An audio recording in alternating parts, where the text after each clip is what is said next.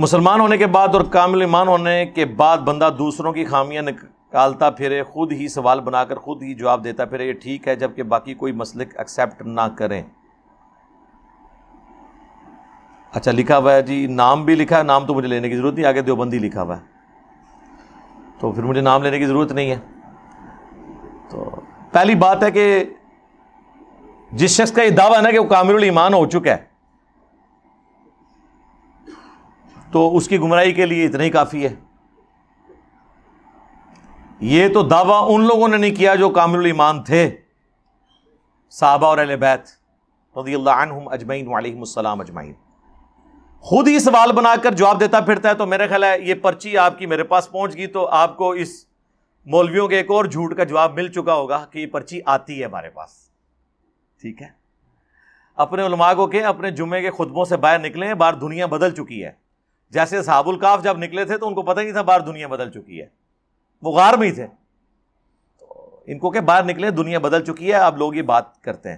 تو یہ سوال ہمارے پاس آتے ہیں، خود بنا کے نہیں کرتے، یہ آتے ہیں، جبکہ باقی کوئی مسلک ایکسیپٹ نہ کریں۔ مسلکوں کے ایکسیپٹ کرنے سے کیا ہوتا ہے؟ مسلکوں نے ایک دوسرے کو ایکسیپٹ نہیں کیا۔ کیا احمد بریلوی صاحب نے دیوبند مکتب فکر کو ایکسیپٹ کر لیا ہے؟ انہوں نے اسام الارمین میں لکھا ہے کہ یہ سب کے سب واجب القتل ہیں، ان کے کفر میں شک کرنے والا بھی کافر ہے، یہ مرتد ہے۔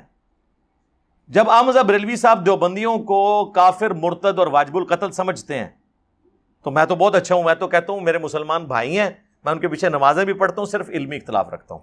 اب مجھے بتائیں مجھ سے بہتر ہیں وہ؟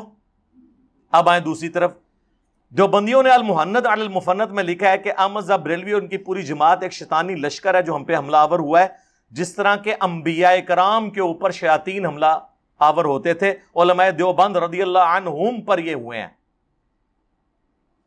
آپ نے کبھی سنا ہے کہ کہا ہو کسی نے علی بھائی رضی اللہ عنہ؟ علماء دیوبند رضی اللہ عنہم۔ تو چلیں ہم اس کو جائز ناجائز کی نہیں بات کر رہے، میرے نزدیک تو جائز ہے، لیکن انہوں نے جو پٹیاں پڑھائی تھی اس کے نزدیک میں بات کر رہا ہوں۔ تو یہ تو ہمارا ہی حوصلہ ہے، ہم نے کبھی کہا ہے کہ یہ